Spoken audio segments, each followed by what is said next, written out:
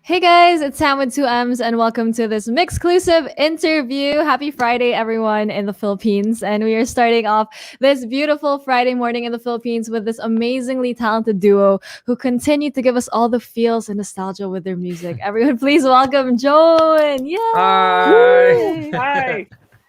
Hey guys, how have you How are guys you? been? Great. How are you? I'm good. Thank you for asking. It's Friday morning here, so I'm excited to be starting my morning out with you guys. But how have you guys been? What have you been up to? Yeah, we've been good. We're here holed up in Little Rock, Arkansas in the States. And yeah, we're just like writing every single day. And Oh wow. today we were at a coffee shop all day planning stuff and getting ready for this year. And yeah, we're just like plugging away, staying busy, writing a ton of music. That's what we've been doing. Wow, That's you it. guys have been busy throughout Yes. everything that's been going on. But the world has been a little bit crazy. I mean, I feel like that's an understatement. Like crazy is an understatement. But how is it kind of coping with everything going on in the world and making music? Like you guys put out Cloudy last year in 2020. So how is it working on that during the quarantine? Oh man, it was like a saving grace in a lot of ways because we couldn't tour, and so like everyone else couldn't really leave the house much. So we just we just stayed home and Steven would come over. I'm in my bedroom studio that we work out of, and yeah, he would just come over every single day from 9 to 5, and we just treat it like a job and like any job, and it's really cool to like get up and do what you love. And even in a weird time like this, we found that consistency kind of helped us get through it and just keep plugging away, being as good of a band guys as you can in a weird world where you can't tour. So, Yeah, and at least you guys are kind of like near each other and you still got to see each other like every day. I feel like that's kind of an advantage on your part, being able to see each other, especially as a duo too. So that's really cool that you guys were still able to work through everything. But with Yeah. everything with everything you guys had to go through in the last year, how would you guys say Joan is different now compared to like pre-pandemic Joan? That's a great question.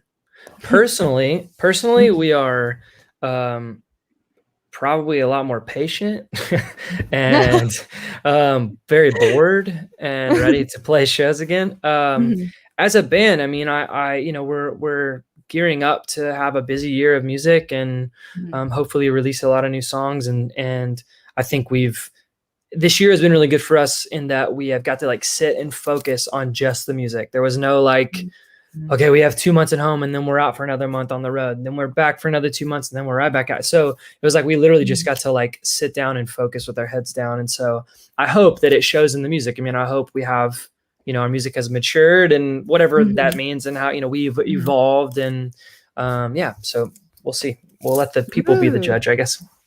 Oh, we're all about that growth. I mean, that's really Yeah. cool. You guys grew a lot in the last year. But how about for you, Steven? Like, with everything that you guys went through, was there anything was there anything new that you guys learned about each other or like your music that really helped you guys with the whole aspect of writing music and maturing your sound?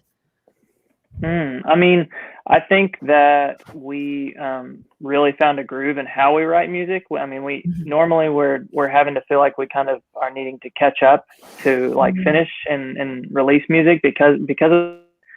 But I think since there wasn't any touring, we like Alan said, we were able to just like put our heads down and focus on it. And I think we really this year figured out what each of our strengths are and weaknesses are, and the other person, the other one picks it up there. And I don't know, I think it was a great year for us as far as songwriters and music makers in general. Just like I mean, growth is a good word for it. I think we grew a lot, and I'm excited to release them and see what happens with them.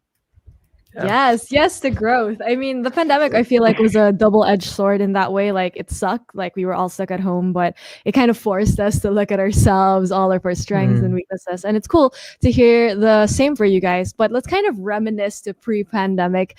The last time that you guys were actually in the Philippines was in 2019, which is like 2 years ago, I know, it's almost, crazy. which is crazy. And you guys, the last time you were here, you kind of had an extended stay because it was like for about a week. You guys were playing shows for about a week. So what do you guys remember most about that trip, the last trip that you guys had here? Oh my gosh. First of all, everyone that we met was so freaking kind. Yeah, we come from a place that like is known for, hospitality and all of that. Mhm. And it's true, like the South is a really warm place in America, but to go to a completely different culture across the world and be greeted with the same type of people, the same type of attitude about life, like Mhm. I don't know, it felt like we were at home, which is, Mhm. what you would hope. And so yeah, that's the people. The people were the first thing that I could think of that I remember, like beautiful Mhm. people in the Philippines.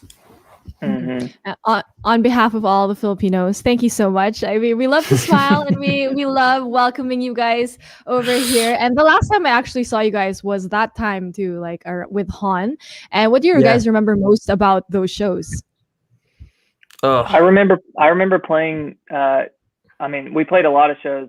It felt like in a very small amount of time, but we played 2 shows in one day. I remember, and I can't remember where the last show that day was, but it was out, and it was maybe it was definitely the biggest show that week that we played, and it was amazing. And it was the first show that we played that day was really good, but there was a lot of technical difficulties, and it kind of tripped us up. And the second show, I remember just being like, "Ah, oh, this is how it's supposed to feel." It was like so.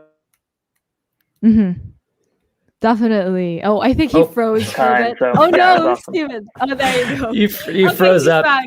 His face was like, Yeah, but it's totally fine. That happens. The internet. I mean, that's normal. But I totally remember seeing you guys at one of the shows, and it was huge. It was outdoor too. There were so many people. You could literally hear everyone singing from like all the streets in that place. So it was really cool getting to see you guys there. And at that time of my life, like Love Somebody Like You was like the song that really was just like meant to. I was simping so hard for that song. So that's awesome.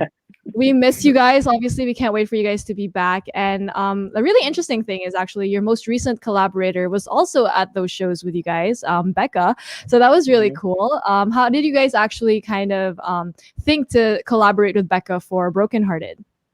We hit it off with her. I mean, that's where we met her when she was touring with Han, and there was just something about her that was special. And I mean, all that whole crew, they're all so sweet and kind and talented, and have zero bad things to say about any of them. They're wonderful people, but there was just something special about Becca. We really hit it off with her personality wise and just as a friend and all that. And so when we all got back, we just kind of kept in touch on Instagram, and that led to texting back and forth in a group and talking about music and let's write together and let's do this, just like trying to figure out how we could collab.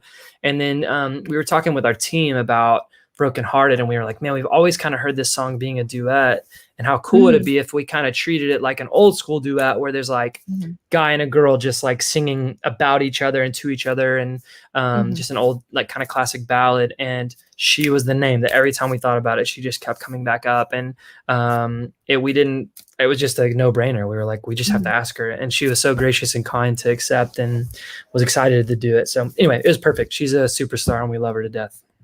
Oh, I love that. And I love her too. She's like really so kind. I got to talk to her too a few months ago, and she's really, really cool. And it's crazy how the universe works. Like you guys were touring together, and now you guys have a song out, which is amazing. And for everyone watching, it's actually called Brokenhearted, and this is the together version. But let's talk more about Brokenhearted. So could you tell us more about what was the idea behind the song and what inspired it? It started as a chorus. We had kind of had the melody for it for a little while, right, Stephen? Like I think for a few months maybe, and we had we were working on Cloudy and what we thought it might become in terms of like a collection of songs, an EP. And yeah, I just remember one day we were sitting down and that da da da da kind of kept coming back, and Brokenhearted just fit perfectly.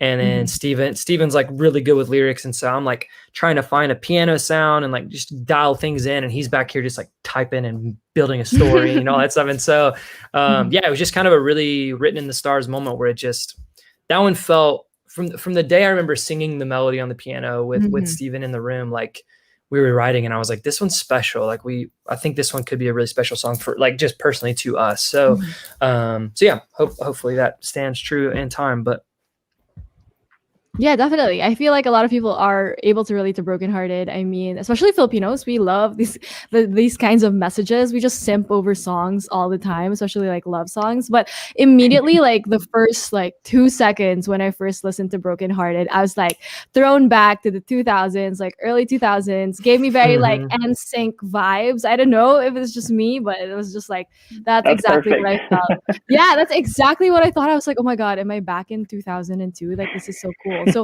what You was it are. kind of like? What was it like creating that? Like, did you guys always want to kind of take your music in that direction, or was just something new that you guys wanted to try out? Steven, you want to touch on it? Yeah, I mean, I think that whenever we started Joan, we started it, with influences Mhm. like with people that we grew up with, and people that like whenever we listened to those songs, they felt really special, and kind of like, I don't know, it gave you feelings that you just like didn't feel with other songs, and Mhm. we really wanted to chase that. And yeah, I think some of those songs, I mean, we grew up with NSYNC, and a lot of it was like sound wise, we were just like, Mhm. what if we just made it kind of feel like this, but also put our own modern twist on it. And Mhm. yeah, I mean, I'm personally really proud about that one. Like Alan said, like it stayed in kind of voice memo land for a while, and then once we started going on it, it was like done in like 2 days. It felt like, and it was Mhm. so quick. Yeah. It just kind of fell into place, and Wow. yeah, That's yeah, so cool. I love that you said it's like it has those like things that makes you feel stuff that you can't really get from other music. I feel like that's exactly what I felt. Especially it threw me back to a time that I feel like I don't even remember much, but it felt like I was there. So that's really cool Hmm. that you guys are able to do that with that's music, which is awesome. why we get so more excited, or we're so excited for the music that you guys have been writing, especially recently. So what else can we expect coming from Joan now that we are in 2021 and we have so much to look forward to? We are writing nonstop. We are Mhm. planning to release music nonstop. And we're actually working right now on a release plan and just kind of figuring out the Mhm. year. And so just stay tuned. We've got a lot coming really soon. Mhm. So that's all I can Ooh, and say. I'm sorry. That's all I can say. no, don't worry about it. That's a lot. That's totally cool. But I forgot to ask, like, how was it? I forgot to ask, like, how was it working on the song with Becca for this one? Like, was it all purely online? And like, what was it like? Mhm. Like, I can imagine the logistics of it just very like intense. So how was it working This on it with her? this is literally how it went. I was texting her and we said, Mhm. be you, do you, and make the song better. And that's what she did. Oh So my god. she literally like I think she sent us like 3 or 4 different takes and they Mhm. literally were all perfect. Like Mhm. it was just us getting to go through like 4 Mhm. perfect takes. And then I Mhm. think the first time she sent vocals, she forgot to send like the end. We wanted her to do some like ad libs and like really just be herself and like just go off. Mhm. And so I was like, you gotta send some of those. And then she did. And Steven was over that night and we were just like, but I would like click play and then I'd look Mhm. back at him and be like, are you freaking kidding me? Like, it's like I'm listening to Whitney Houston. This is nuts. Oh And my so, god. so yeah, she just, I mean, it was so easy. It was the easiest. Mhm. She just did what she does and it fit Mhm. perfect in the song. She's perfect. Yeah. That's all I have to say. That's all I have to say about that. I love that. You just texted her and she just immediately sent you all of those like at Yeah. 100% like her effort, which is amazing. I feel like Hmm. that collaboration came very easy for you guys. But before I do let you guys go, do you have a message to all your Filipino fans who love you and miss you guys and can't wait for you guys to come back? We love you. It's you guys are literally our favorite people in the world. It's our favorite country to visit. Mm.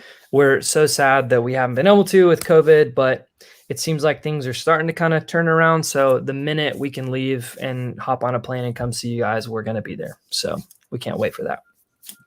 Oh, and we can't wait too. We really miss you guys. We can't wait to see live shows and hear you guys play again. So we can't wait for that. But for now, we have to savor all of your music online. So guys, remember to stream all of Joan's music on multiple digital streaming platforms. If you guys just want to kind of like, feel all those good feels, make sure to listen to Joan. So once again, thank you so much, Alan and Steven from Joan, for hanging out with me today. It was Thank nice you, Thank catching Sam. up. you. It was great to Thank meet you. you. Yes, it was so great to meet you. I can't wait to meet you guys when you come to the Philippines the next time. But We'll thank you be to there. everyone also who tuned into this exclusive interview. Once again, this has been Sam with 2 M's and the guys from Joan. Yay! Bye.